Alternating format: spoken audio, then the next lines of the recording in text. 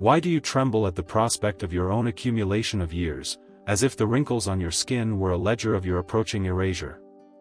You have spent the better part of your existence constructing a scaffolding of external dependencies, clinging to the titles of husband, wife, mother, father, friend, convinced that these social roles form the bedrock of your reality. Yet, as the shadow of the afternoon of life lengthens, a chilling realization begins to surface from the depths of your unconscious. The crowded room you so desperately cultivated has begun to empty, and the voices that once validated your ego are fading into an inescapable silence. You are being systematically stripped of your external armor, not by a cruel fate, but by the natural psychic necessity of your own aging. The discomfort you feel right now is not the fear of death itself, but the terrifying confrontation with the absolute emptiness you left inside while you were busy living for the eyes of others.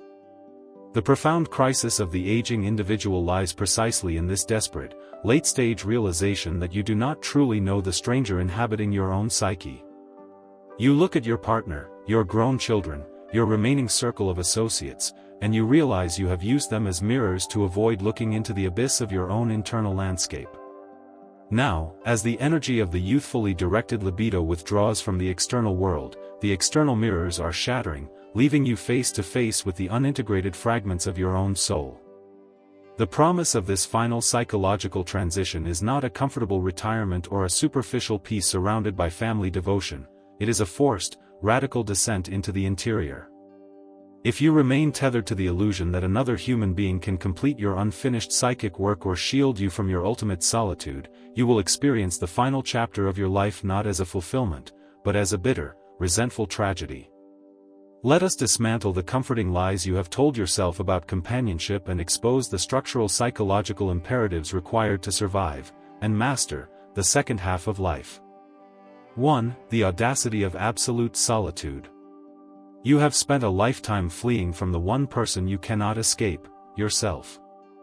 When you demand that a partner, a child, or a friend remain by your side to stave off the silence of old age, you are not practicing love, you are practicing a desperate form of psychic parasitism.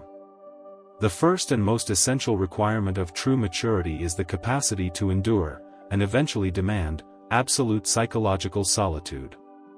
This is not the painful isolation of the rejected ego, but the deliberate cultivation of a fortress where the external noise of the world no longer dictates your internal state. You must face the stark reality that you came into this conscious existence alone, and the psychic journey toward wholeness demands that you learn to stand entirely unsupported by the validation of those around you. Consider the sheer panic that grips you when the house is silent, when the phone does not ring, or when those you claim to love are occupied with their own lives. That panic is the voice of your undeveloped interiority, screaming because it has never been nourished. You have used the presence of others as an emotional narcotic to dull the ache of your own emptiness. In the second half of life, this narcotic loses its potency, and the unconscious forces you to confront the vacuum. To achieve the state of true solitude, you must sever the invisible umbilical cords of expectation that bind you to your environment. It requires you to sit in a room alone, without the artificial distraction of companionship, and realize that the silence is not empty, it is merely occupied by the parts of yourself you have spent decades ignoring. When you no longer require another human being to stabilize your mood or confirm your existence, an extraordinary shift occurs within your psychic economy. The energy that was previously wasted on manipulating others into loving you is suddenly reclaimed by the ego. You begin to realize that the presence of others was often just a screen upon which you projected your own unacknowledged needs. True solitude is the prerequisite for the integration of the personality, because only when you are entirely alone can you begin to hear the subtle, non-ego voices of the deeper psyche. It is a painful shedding of the social skin, a deliberate choosing of the narrow path where no one can walk with you. The moment you stop viewing loneliness as a curse and start recognizing it as the raw canvas of the self, the terror of abandonment vanishes, replaced by a profound, unshakable self-containment. 2. The absolute dismantling of the persona.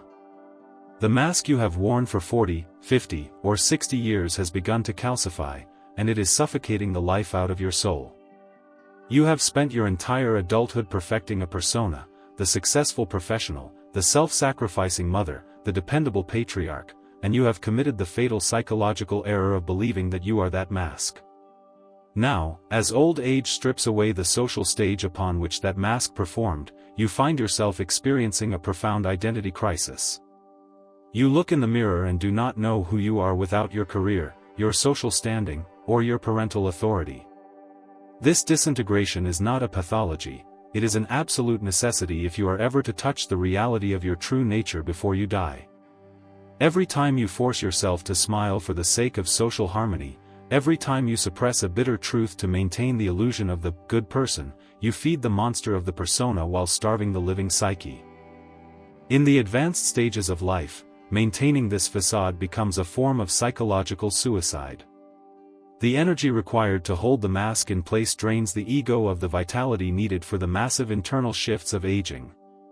You must actively participate in the destruction of your own reputation within your social circle. You must allow people to see that you are no longer invested in playing their games, fulfilling their expectations, or maintaining the polite fictions that make them comfortable. This dismantling is invariably painful because the people around you will resist it. They have grown comfortable with your mask because it served their needs.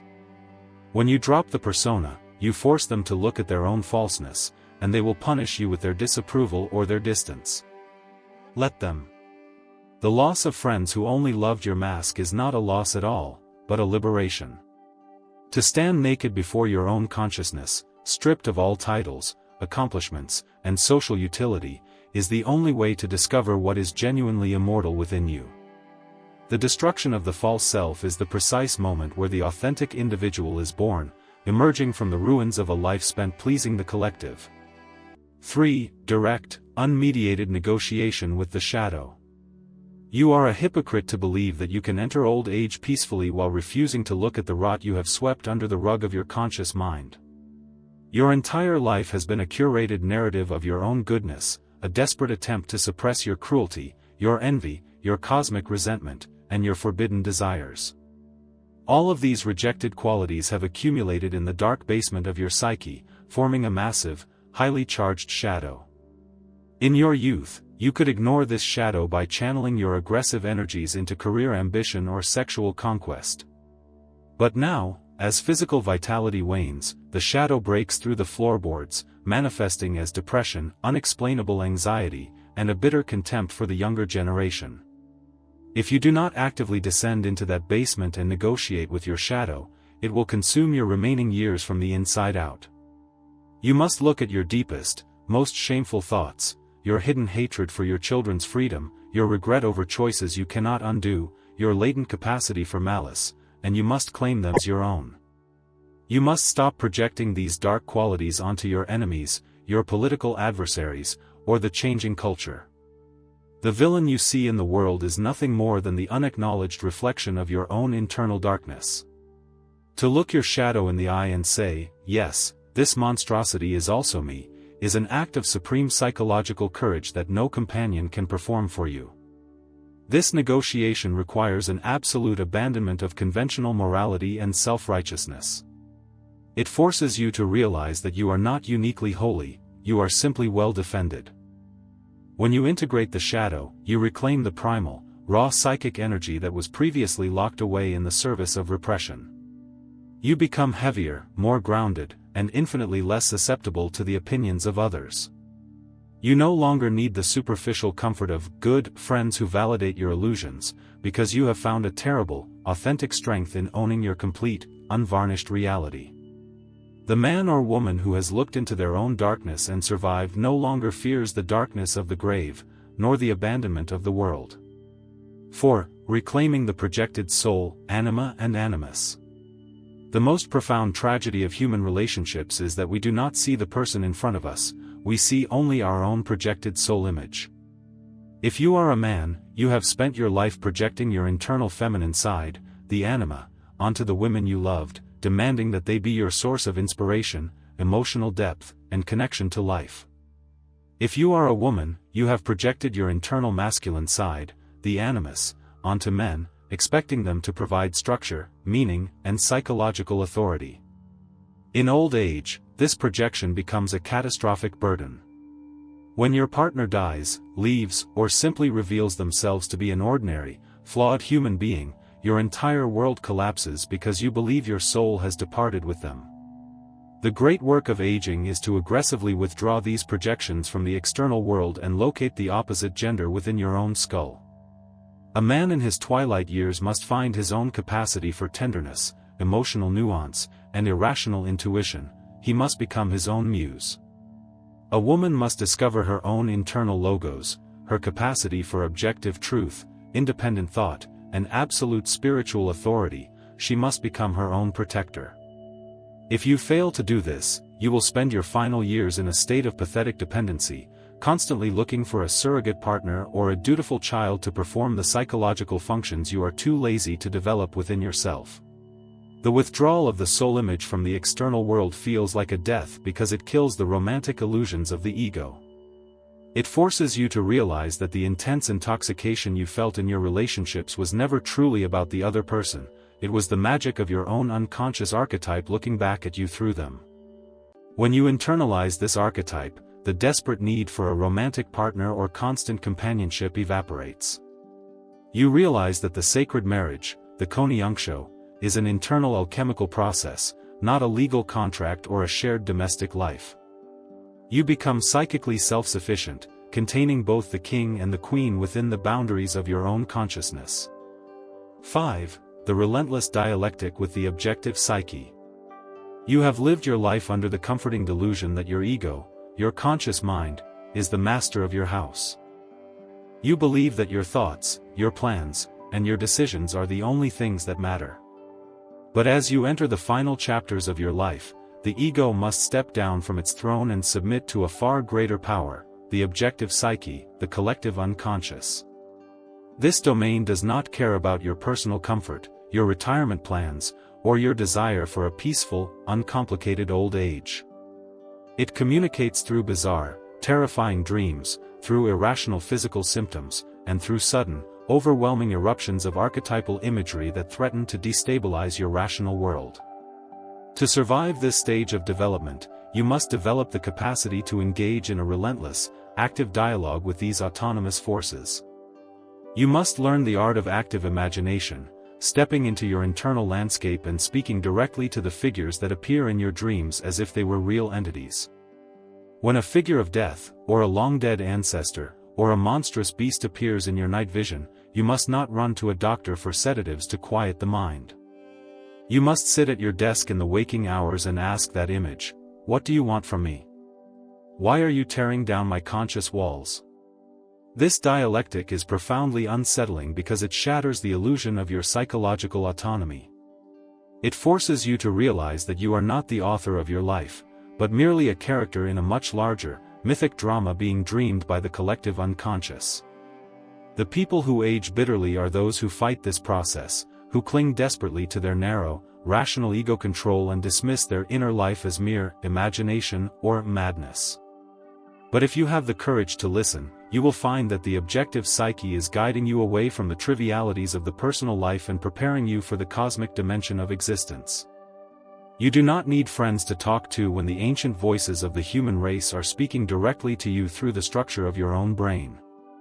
6. The total surrender to the sovereignty of the self. The ego is not the center of the psychological universe, the self is. The self is the totality of your being, the blueprint of who you were meant to become before the world deformed you with its expectations and conditioning. Your youth was dedicated to the inflation and establishment of the ego. You had to conquer the world, build a career, and propagate the species. But the second half of life requires the exact opposite, the systematic crucifixion of the ego on the altar of the self. You must accept that your personal desires, your small-minded ambitions, and your frantic need for safety are secondary to the larger teleological goal of your psychic evolution. This surrender is the most agonizing experience a human being can undergo, because it requires you to willingly accept failure, loss, and diminished physical capacity if that is what the self requires for your individuation. It means that when sickness comes, or when your social influence vanishes, you do not view it as a senseless cosmic cruelty, but as a deliberate realignment orchestrated by the deep psyche to force your attention inward. You must stop fighting the aging process with desperate attempts to look young or stay relevant. You must allow the ego to be humbled, to be broken, and to be dissolved, so that the radiant center of the self can finally shine through the cracks of your broken pride.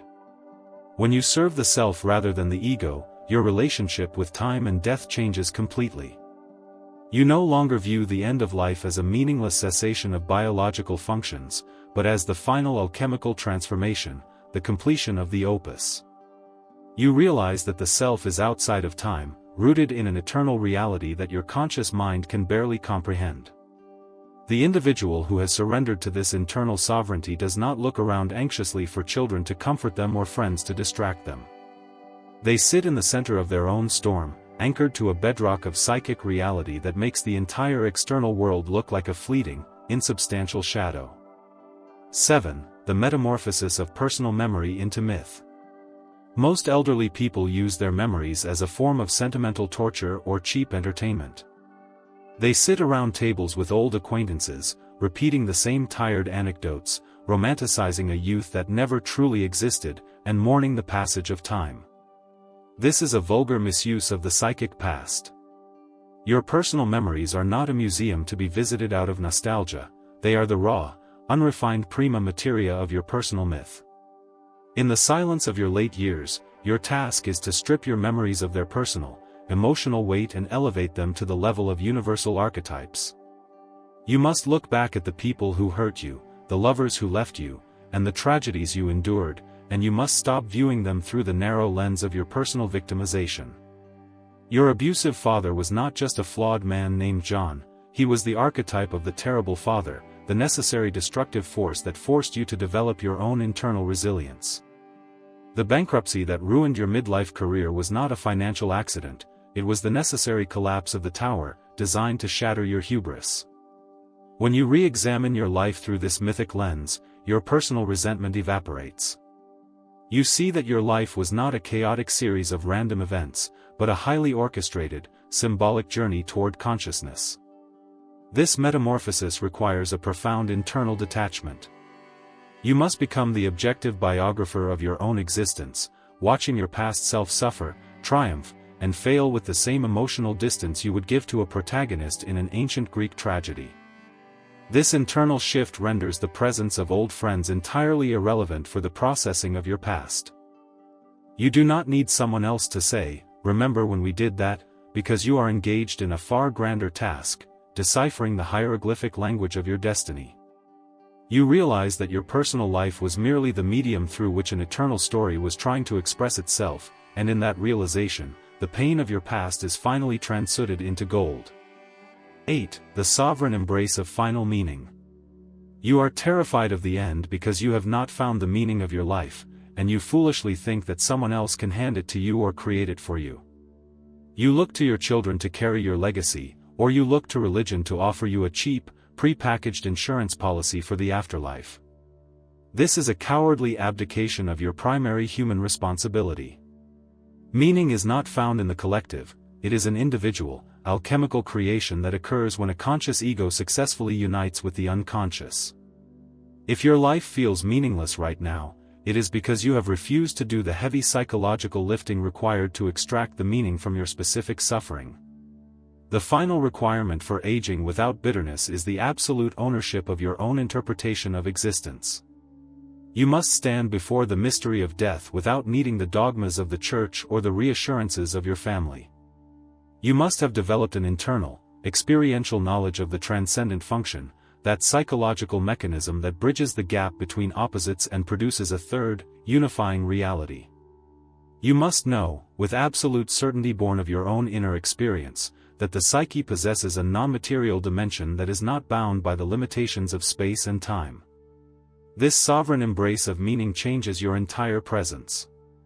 You become a person of terrifying weight and depth, a living ancestor, a true elder, not merely an old person who has accumulated years without accumulating wisdom. You do not seek out connection because you have nothing to give, instead, the world seeks you out because you have become an oasis of psychological reality in a desert of social superficiality. And if the world does not seek you out, you remain equally undisturbed. You sit in your room, listening to the ticking of the clock, knowing that each second brings you closer to the absolute dissolution of the ego, and you meet that approaching darkness not with a whimper for companionship, but with the quiet, triumphant roar of a fulfilled soul. To age gracefully is not to remain young, it is to allow youth to die an honorable death so that something infinitely more profound can take its place. If you have followed me through this labyrinth of the inner world, you must now realize that your frantic clinging to human relationships was nothing more than a defense mechanism against the terrifying majesty of your own individuation. The 6 psychological imperatives we have laid bare, the mastery of absolute solitude, the destruction of the persona, the integration of the shadow, the internalization of the soul image, the dialogue with the objective psyche, and the complete submission to the self, are the only true possessions you can claim at the end of days. Everything else, your wealth, your social standing, the physical presence of those you love, will be torn from your grasp by the gravity of time. The question that remains is whether you will allow yourself to be dragged into the dark, kicking and screaming in a state of infantile dependency, or whether you will step forward as a completed individual, self-contained and psychically immortal. #### call to action. If these words have struck a dissonant, uncomfortable chord within your soul, you have already begun to pierce the veil of the social illusions that keep the majority of humanity psychologically stunted. Do not allow your ego to close this window of terrifying clarity. Descend further into the abyss of your own individuation by subscribing to this channel, where we refuse to offer you the cheap narcotics of superficial comfort. I demand that you leave a comment below detailing the specific illusion you have been using to avoid your own psychological solitude. Confess the mask you are most afraid to drop. Let us see if you possess the raw psychological courage to speak your dark truth into the light of consciousness, or if you will crawl back into the comforting, suffocating safety of the crowd.